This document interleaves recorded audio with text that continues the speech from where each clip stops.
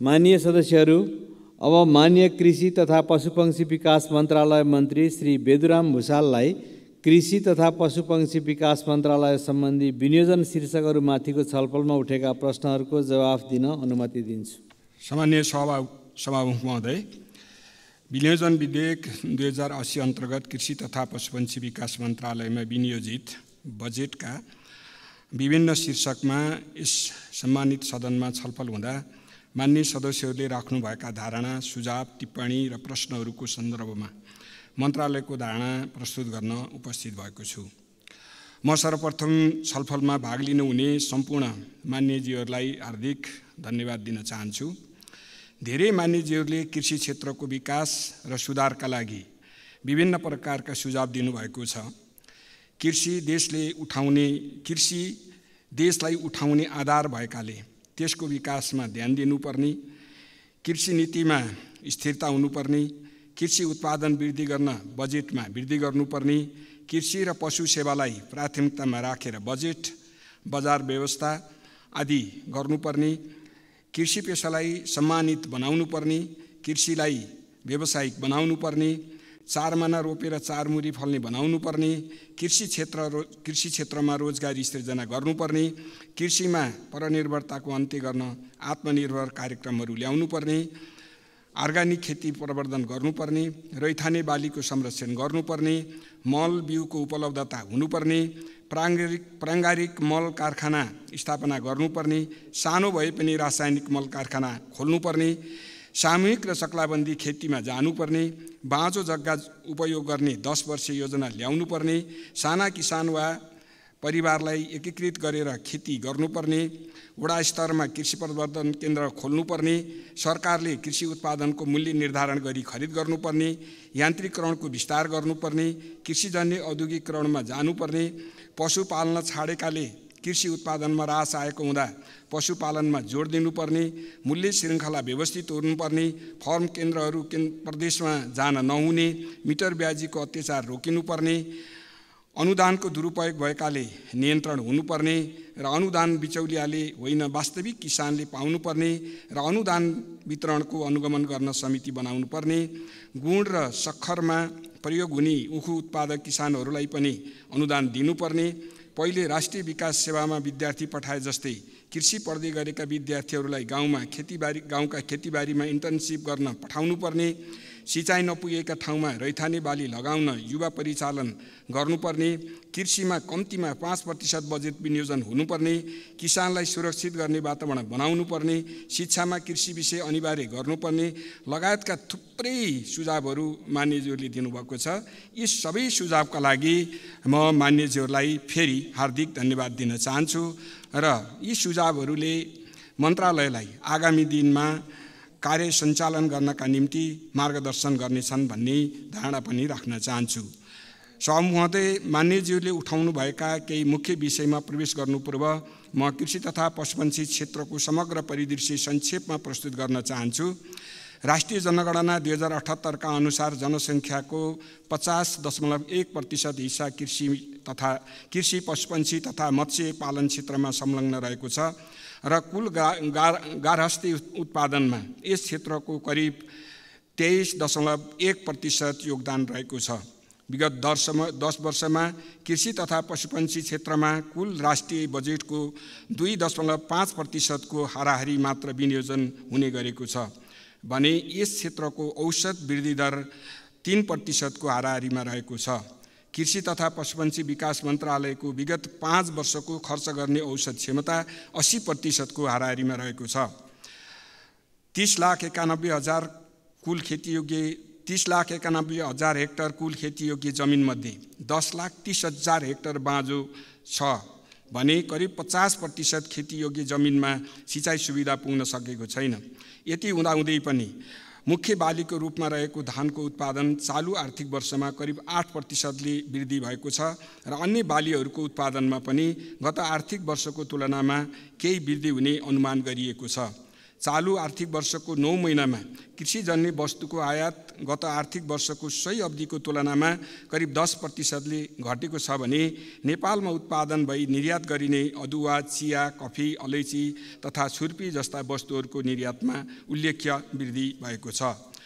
सभामुखले एकजना मान्यले बजेट वक्तव्यमा कृषि तथा पशुपन्छी विकास मन्त्रालयलाई रु 58 अर्ब 98 करोड छुट्याइएको छ भनिएको, तर विवरण पुस्तिकामा रु 50 अर्ब 59 करोड 11 लाख मात्रै आएको छ। अरू कहाँ गयो, कता लुकाइयो भनेर पनि सोध्नु भएको छ। यस सम्बन्धमा पनि स्पष्ट पार्न चाहन्छु।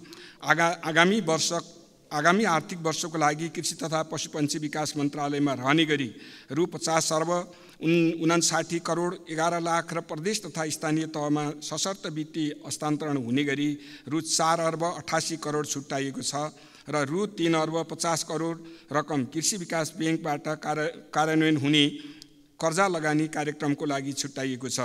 यो सबै रकम जोड्दा विनियोजित बजेट रु 58 अर्ब 98 करोड हुन आउँछ। यो कुल बजेटको 3.36% हो। सभामुखमध्ये अब म माननीयहरूले उठाउनुभएका केही मुख्य विषयहरूमा मन्त्रालयको धारणा राख्न चाहन्छु। 1. किसान परिचय पत्रको सम्बन्धमा कृषि तथा पशुपन्छी विकास मन्त्रालयले कृषि विकासका लागि प्रदान गरिने सेवा सुविधालाई वास्तविक किसान कहाँ पुर्याई कृषि कार्यक्रमहरूलाई प्रभावकारी रूपमा सञ्चालन गर्ने उद्देश्य राखेर किसान परिचय पत्र वितरणका लागि किसान सूचीकरण कार्य अगाडि बढाएको छ र 2077 फागुन 22 देखि स्थानीय तह मार्फत उक्त कार्य सञ्चालन हुँदै आएको छ। हालसम्म देशभरि 10 लाखभन्दा बढी कृषकहरू सूचीकृत भइसकेका छन्। किसान परिचय पत्र वितरणको आधारमा कृषक वर्गीकरणको कार्य अघि बढाउने र यसैका आधारमा कृषि सम्बन्धी सेवा सुविधा प्रदान गर्ने कार्यमा जोड दिई आगामी कार्यक्रम सञ्चालन गरिनेछ। यस सन्दर्भमा खाद्य अधिकार तथा खाद्य सम्प्रभुता ऐन सम्बद्ध नियमावलीको मसौदा भइसकेको छ र मन्त्री परिषदमा पेश गर्ने प्रक्रियामा रहेको छ। 2. कृषक सम्मान र किसान पेन्सनका सम्बन्धमा माननीय सदस्यहरूले किसानको उचित सम्मानको विषय उठाउनु भएको छ। कृषि खाद्य सुरक्षासँग जोडिएको विषय हो र खाद्य सुरक्षा राष्ट्रिय सुरक्षासँग पनि जोडिएको विषय हो। श्रम र पसिना बगाएर खाद्य सुरक्षा जस्तो महत्त्वपूर्ण क्षेत्रमा प्रत्यक्ष योगदान दिने कृषकहरूलाई सम्मान गर्नु हामी सबैको दायित्व हो। यसका लागि मन्त्रालयबाट कृषि क्षेत्रका आधारभूत सेवाहरू सर्वसुलभ रूपमा प्रवाह गर्ने कार्यक्रम सँगसँगै राष्ट्रिय स्तरमा नै कृषकहरूलाई सम्मान एवं पुरस्कृत गर्ने कार्यक्रम समेत आगामी आर्थिक वर्षका लागि प्रस्तावित गरिएको छ। किसानहरूलाई योगदानमा आधारित वर्गीकृत किसान पेन्सन योजनाको अवधारणा अघि बढाउने नीति कायमै छ। 3. कृषि बिमा र बिउ बिजनमा अनुदानका सम्बन्धमा कृषि तथा पशुपन्छी बिमाको प्रिमियममा अनुदान दिने कार्यक्रम खारेज गरिएको छैन। त्यसलाई निरन्तरता दिँदै त्यस प्रयोजनका लागि रु 95 करोड छुट्याइएको छ। त्यसैगरी कृषकहरूलाई बिउ बिजनमा अनुदान दिने प्रावधान कायमै छ र त्यसका लागि पनि बजेट छुट्याइएको छ। 4. रासायनिक मलको आपूर्ति सम्बन्धमा सभामुखले चालू आर्थिक वर्षको लक्ष्य अनुसार कुल 4,78,500 मेट्रिक टन रासायनिक मल खरिदको सम्पूर्ण प्रक्रिया समयमै सम्पन्न गरिएको छ। त्यसमध्ये 3,51,000 मेट्रिक टन आयात भई बिक्री वितरण भइरहेको छ र हाल 78,422 मेट्रिक टन मल देशभरका कृषि सामग्री कम्पनीका 41 र साल ट्रेडिङ कर्पोरेसनका 24 डिपोहरूमा मौजदात रहेको छ। असार महिनाको अन्तसम्ममा थप 45,000 मेट्रिक टन र श्रावण महिनाभित्र थप 75,000 मेट्रिक टन रासायनिक मल प्राप्त हुने अवस्थामा रहेको छ। यस वर्षको धानलाई रासायनिक मलको अभाव नहुने बेहोरा यस सदनमा राख्न चाहन्छु। विगतमा जस्तै बजेटको सुनिश्चितता नभएर समयमा मल ल्याउन नसकिने अवस्था आगामी वर्षमा नरहोस् भनेर आगामी आर्थिक वर्षको लागि रु 30 अर्ब रकम सुनिश्चित गरिएको बेहोरा पनि अनुरोध गर्न चाहन्छु। त्यसैगरी रासायनिक मलको खरिद प्रक्रियालाई छिटो छरितो बनाउने विषयमा मन्त्रालयले सार्वजनिक खरिद अनुगमन कार्यालयसँगको समन्वयमा सार्वजनिक खरिद ऐन संशोधन गर्न प्रस्ताव गरेको छ र मल खरिद सम्बन्धी निर्देशिकाको मसौदा गरी मन्त्री परिषदमा पेश गर्ने क्रममा रहेको छ। सभामुखले अब म अनुदानको मल वितरण सम्बन्धी हालको व्यवस्थाको छोटो चर्चा गर्न चाहन्छु। सरकारले अनुदानमा उपलब्ध गराउने मलको आपूर्ति तथा बिक्री वितरण कार्य सङ्घ, प्रदेश र स्थानीय तहको सहकार्यमा सहज, व्यवस्थित, पारदर्शी र प्रभावकारी बनाउन अनुदानको मल वितरण व्यवस्थापन निर्देशिका 2077 जारी गरी कार्यान्वयनमा ल्याइएको छ। सङ्घमा कृषि तथा पशुपन्छी विकास मन्त्रालयको सचिवको अध्यक्षतामा मल आपूर्ति तथा वितरण व्यवस्थापन समिति रहेको छ, जसले आयात व्यवस्थापन गर्ने, आयात बिन्दुको बिक्री मूल्य तोक्ने, आयात भएको मलको प्रदेशगत कोटा निर्धारण गर्ने जस्ता कामहरू गर्दछ। त्यसैगरी प्रदेशमा प्रदेश सचिवको अध्यक्षतामा गठित समिति रहन्छ र त्यसले प्रदेशलाई तोकिएको कोटाबाट स्थानीय निकायको कोटा निर्धारण गर्ने गर्दछ। स्थानीय तहमा पनि पालिकाका उपप्रमुखको अध्यक्षतामा गठित समितिले स्थानीय तहमा मलको विक्रेता तोक्ने र मल बिक्रीको लागि तोकिएका सहकारी फर्म तथा अन्य संस्थालाई मल बिक्री गर्ने क्षेत्र तोकी मलको कोटा उपलब्ध गराउने काम गर्दछ। स्थानीय समितिले नै निर्णय गरी विक्रेताहरूको लागि मलको बिक्री मूल्य तोक्ने व्यवस्था रहेको छ। सरकारले रासायनिक मलको खरिद तथा वितरण कार्य कृषि सामग्री कम्पनी लिमिटेड र साल ट्रेडिङ कर्पोरेसन लिमिटेड मार्फत गर्ने गरेको छ। ती दुई संस्थाले मलको खरिद र वितरण कार्य विद्युतीय प्रणालीमा आधारित बनाएका छन्। कृषि सामग्री कम्पनी लिमिटेड र साल ट्रेडिङ कर्पोरेसन लिमिटेडका कार्यालयहरूको बिक्री मूल्य आयात बिन्दु भैरवा, वीरगञ्ज र विराटनगरको लागि तोकिएको मूल्यमा प्रति केजी रु 1 सञ्चालन खर्च र आयात बिन्दुदेखि बिक्री केन्द्रसम्मको ढुवानी भाडा थप गरी निर्धारण हुने गरेको छ। हाल आयात बिन्दुको बिक्री मूल्य युरिया प्रति केजी रु 14, डिएपी प्रति केजी रु 43 र पोटास प्रति केजी रु 31 रहेको छ। सहकारी, एग्रोवेट तथा विभिन्न डिलरहरू मार्फत गरिने बिक्री मूल्य कृषि सामग्री कम्पनी लिमिटेड तथा साल ट्रेडिङ कर्पोरेसन लिमिटेडका बिक्री कार्यालयहरूको मूल्यमा सञ्चालन खर्च प्रति केजी रु 1 र ढुवानी भाडा थप गरी स्थानीय समितिबाट निर्धारण हुने व्यवस्था रहेको छ। 5. लम्पी स्किन रोगको सम्बन्धमा सभामुख महोदय, अहिले देशैभरि गाई भैँसीमा लाग्ने एउटा संक्रामक रोग फैलिएको छ। लम्पी स्किन रोग भनिने यो रोग नयाँ प्रकारको सरुवा रोग हो। नेपालमा यो रोग पहिलोपटक 2077 देखा परेको थियो। यस वर्ष मनाङ बाहेक सबै जिल्लामा देखा परेको छ। हालसम्म 6,11,209 पशु सङ्क्रमित भएका छन्। सङ्क्रमित मध्ये 21,473 पशुको मृत्यु भएको छ भने 3,54,573 निको भएका छन् र 2,35,219 अहिले पनि सङ्क्रमित अवस्थामा रहेका छन्। मैले मन्त्रालय सम्हाल्नुभन्दा पहिले नै यस रोगको सङ्क्रमण फैलिसकेको थियो, तर त्यसबेला उपचार र नियन्त्रणको लागि कुनै पनि कदम चालिएको थिएन। आजभन्दा 2 महिना अगाडिदेखि उपचार र नियन्त्रण गर्न थालिएको हो। यसको उपचार भनेको सङ्क्रमित पशुलाई आउने उच्च ज्वरो कम गर्ने, गिर्खामा मलम लगाउने र दाना पानी खुवाउने हो। नियन्त्रणको लागि सङ्क्रमण नभएका पशुलाई भ्याक्सिन लगाउने हो। यसको भ्याक्सिन हाम्रो देशमा पाइँदैन। अहिले हामीले जोर्डन, तान्जानिया र टर्कीबाट भ्याक्सिन आयात गरिरहेका छौँ।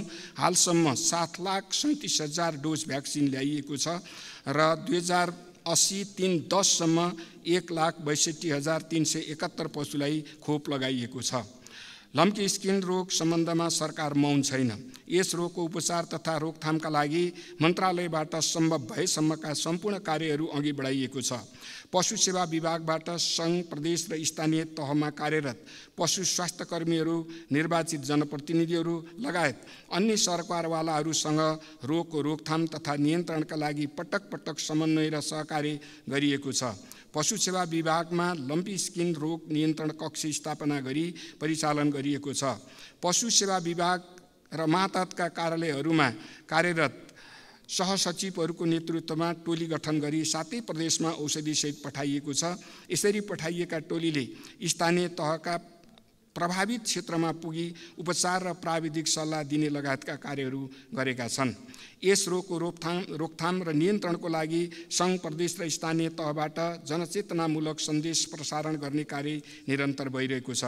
मन्त्रालयको अनुरोधमा प्रदेश सरकार अन्तर्गतका निकायबाट लम्पी स्किन रोग नियन्त्रण गर्न आवश्यक समन्वयका लागि सम्पर्क व्यक्ति फोकल पर्सन तोकिएका छन् र तोकिएका सम्पर्क व्यक्तिबाट आवश्यक रूपमा प्रदेश स्तरमा रोगको अवस्थाबारे जानकारी प्राप्त भइरहेको छ।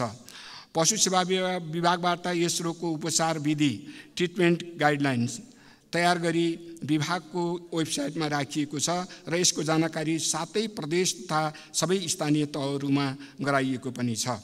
यस रोगको रोकथाम तथा नियन्त्रणको लागि सङ्घ, प्रदेश तथा स्थानीय तहबाट आवश्यक औषधिहरूको आपूर्ति गर्ने व्यवस्था मिलाइएको छ। मन्त्रालयमा चालु अबमा बचत हुने रकमान्तर गरी रोग नियन्त्रणका लागि रु 10 करोड 60 लाख स्थानीय तहमा पठाउने व्यवस्था मिलाइएको छ। साथै विभिन्न विकास साझेदारहरूसँग पनि यस रोगको रोकथाम तथा नियन्त्रणमा सहयोगका लागि समन्वय गरिएको छ। यस रोगको महामारीको अवस्थालाई मध्यनजर गरी प्राथमिक उपचार, रोग नियन्त्रण र खोप कार्य सञ्चालनका लागि आगामी आर्थिक वर्षमा समेत ठूलो रकम आवश्यक पर्ने देखिएको छ र यसका लागि अर्थ मन्त्रालयसँग थप समन्वयको कार्य मन्त्रालयबाट भइरहेको छ। सशर्त अनुदान अन्तर्गत 161 स्थानीय तहमा एक पालिका एक भेटनेरी डाक्टर कार्यक्रम मार्फत डाक्टर परिचालनको व्यवस्था गरिएको छ। साथै एक गाउँ एक प्राविधिक कार्यक्रम अन्तर्गत स्थानीय तहमा प्राविधिकहरूको व्यवस्थापनको लागि बजेट व्यवस्था गरिएको छ। महामारीको स्वरूपलाई मध्यनजर गरी थप डाक्टर तथा प्राविधिकको व्यवस्था गर्न मन्त्रालयको तर्फबाट आवश्यक कार्य गरिनेछ।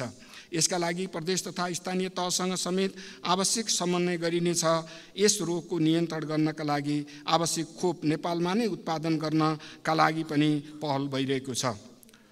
कृषि ऐनको सम्बन्धमा कृषि प्रधान देश भन्छौँ, तर अहिलेसम्म कृषि ऐन नै नहुनु वास्तवमै दुःखद कुरा हो। मुलुक सङ्घीय संरचनामा गइसकेपछि कृषि क्षेत्रको जिम्मेवारी र अधिकार सैद्धान्तिक रूपमा सङ्घ, प्रदेश र स्थानीय तहमा बाँडफाँड भएको छ। तथापि अझै पनि कतिपय विषयमा केही प्रष्टता र थप व्याख्या विश्लेषण गर्नुपर्ने देखिन्छ। यस सन्दर्भमा कृषि क्षेत्रमा सङ्घ, प्रदेश र स्थानीय तहको जिम्मेवारी थप स्पष्ट गर्ने गरी मन्त्रालयबाट सङ्घीय कृषि ऐनको मसौदा भई छलफलको अन्तिम चरणमा रहेको छ। यसबाट कृषियोग्य भूमिको संरक्षण, कृषिको व्यवसायीकरण, बजार व्यवस्थापन, कृषि मूल्य निर्धारण, अनुदान व्यवस्थापन तथा नियमन लगायतका कार्यहरू व्यवस्थित हुने र अन्तर्तह समन्वयमा थप प्रभावकारी हुने विश्वास लिएको छ। 7. बाँझो जमिनको उपयोग गर्ने सम्बन्धमा कृषि भूमिलाई गैर कृषि भूमिमा रूपान्तरण गर्ने प्रचलन बढ्दै गइरहेको छ। कृषि भूमि बाँझो राख्ने प्रचलन बढिराखेको सन्दर्भमा आगामी आर्थिक वर्षमा बाँझो तथा उपयोगमा नआएको भूमिमा कृषि उत्पादन गर्ने कार्यक्रम प्रस्ताव गरिएको छ र स्थानीय तहको सहकारीमा सञ्चालन गर्ने गरी बाँझो जमिन करार तथा सामूहिक खेती गर्नका लागि बजेट विनियोजन गरिएको छ। यसका लागि कार्यविधि तर्जुमा गर्ने प्रक्रिया सुरु भइसकेको छ। 8. शून्य बजेटका सन्दर्भमा सभामुख महोदय, धेरै माननीयजीहरूले कृषि तथा पशुपन्छी विकास मन्त्रालयको आर्थिक वर्ष 2080-81 को बजेट कार्यक्रममा केही बजेट उपशीर्षकहरूमा शून्य बजेट किन भयो भन्ने जिज्ञासा राख्नुभएको सन्दर्भमा केही कुराहरू राख्न चाहन्छु। मन्त्रालयको 10 बजेट उपशीर्षक अन्तर्गत 147वटा कार्यालयहरूको कार्यक्रम बजेट शून्य भएको अवस्था छ, जस अन्तर्गत कृषि तथा पशुपन्छी प्रयोगशाला तथा क्वारेन्टिन सेवा सम्बन्धी कार्यालय, प्रधानमन्त्री कृषि आधुनिकीकरण परियोजना, खाद्य प्रविधि तथा गुण नियन्त्रण विभाग, बिउ बिजन गुणस्तर नियन्त्रण केन्द्र, राष्ट्रिय किसान आयोग, बाली विकास तथा कृषि जैविक विविधता संरक्षण केन्द्र, राष्ट्रिय दुध विकास बोर्ड र कपास विकास समिति आदि रहेका छन्। यसरी शून्य बजेट हुँदा अहिले कानुन बमोजिम सञ्चालन गर्नुपर्ने धेरै महत्त्वपूर्ण कार्य गर्न बाधा पर्ने भएकाले यस सन्दर्भमा सम्माननीय प्रधानमन्त्रीज्यूसँग हिजो मात्रै मन्त्रालयको सिङ्गो टिम बसेर छलफल गरिएको छ। सम्माननीयज्यूबाट यस विषयमा सकेसम्म मिलाएर जानुपर्ने ती कार्यालयहरू तत्काललाई निरन्तर सञ्चालन हुने गरी अघि बढ्ने र कार्यालयहरूको पुनर्संरचनाका सम्बन्धमा थप छलफल गरी कृषि तथा पशुपन्छी विकास मन्त्रालयको समग्र सङ्गठन तथा व्यवस्था व्यवस्थापन सर्वेक्षणबाट नै व्यवस्थापन गर्ने गरी अघि बढ्ने कुरा भएको छ। राष्ट्रिय दुग्ध विकास बोर्ड र कपास विकास समिति विघटन गर्ने भनिए तापनि सरकारले यी क्षेत्रमा काम नगर्ने भन्ने होइन, बरु दुग्ध विकास र कपास विकासको कामलाई अझै प्रभावकारी र उपलब्धिमूलक बनाउनका लागि पुनर्संरचना गर्ने भन्ने हो। त्यसरी नै आगामी दिनमा कामलाई अगाडि बढाइनेछ। 9. युवाहरूलाई कृषिमा आकर्षित गर्ने सम्बन्धमा युवाहरूलाई कृषिमा आकर्षित गर्ने उद्देश्यले नै स्थानीय तहसँगको सहकार्यमा युवा स्टार्टअप कार्यक्रम ल्याइएको छ र त्यसका लागि बजेट पनि विनियोजन गरिएको छ। 10. विविध कांग्रेस र क्रान्तिकारी कम्युनिस्टहरूले किसानलाई बिर्सेका छैनन्, बरु किसानको हितमा काम गरिरहेका छन्। हाम्रो कृषिका अनुदान तारे होटलहरूमा होइन, खुमलटार, तरहरा, पाखरीबास, हर्दीनाथ, परवानीपुर, भैरहवा आदि स्थानमा रहेका अनुसन्धान केन्द्रहरूमा हुने गर्दछ। कृषि अनुदानको दुरुपयोग रोक्नका लागि उत्पादन साथमा अनुदान हातमा भन्ने कार्यक्रम ल्याइएको छ। यस कार्यक्रमको कार्यान्वयन गर्ने संयन्त्र कार्यविधिमा तोकिनेछ। बिमाको दुरुपयोग रोक्न प्रदेश र स्थानीय तह मार्फत डिजिटल कारोबार गर्ने नीति लिँदैछौँ। मानव स्वास्थ्यलाई जस्तै पशु स्वास्थ्यलाई पनि जोड दिनुपर्ने महसुस गरेर नै यसपटक 161 पालिकामा पशु स्वास्थ्य परीक्षण गर्ने आधारभूत प्रयोगशाला स्थापना गर्नका लागि बजेट विनियोजन गरिएको छ। जेटीए सेवा रोकिएको छैन, बरु खेतबारीमा प्राविधिक सेवा, उत्पादनमा टेवा भन्ने नाराका साथ हरेक स्थानीय तहमा कृषि तथा पशुपन्छी विषयक दक्ष जनशक्ति, मूलतः कृषि र पशु विज्ञानका स्नातक जनशक्ति व्यवस्थापन गर्न रु 47 करोड छुट्याइएको छ। बाँदर, नीलगाई, हात्ती, बँदेल आदि जङ्गली जनावरहरूले पुर्याएको क्षति नियन्त्रण र रोकथामका लागि प्रदेश र स्थानीय तहसँगको सहकार्यमा कार्य सञ्चालन गर्ने नीति लिएको छ। कृषि उपजको बजार व्यवस्थापन गर्न स्थानीय तहसँगको सहकार्यमा कृषि उपज बजार स्थल, शीत भण्डार गृह, खाद्य भण्डारण गृह आदि संरचना निर्माण गर्ने नीति लिएको छ। कुनै कार्यक्रमको उद्घाटन गर्दा पानसमा बत्ती बाल्नुभन्दा बिरुवा सहितको गमलामा पानी हाल्नु नै मलाई उचित लाग्दछ। अन्त्यमा मान्यज्यूले राख्नुभएका खर्च कटौतीका प्रस्ताव आफैले राख्नुभएका कृषि तथा पशुपन्छी विकास सम्बन्धी धारणा विपरीत भएकाले फिर्ता लिनु हुन हार्दिक अनुरोध गर्दछु। धन्यवाद। सत्य, तथ्य, निष्पक्ष अनि खोजमूलक समाचारको साथमा एभरेस्ट न्यूज।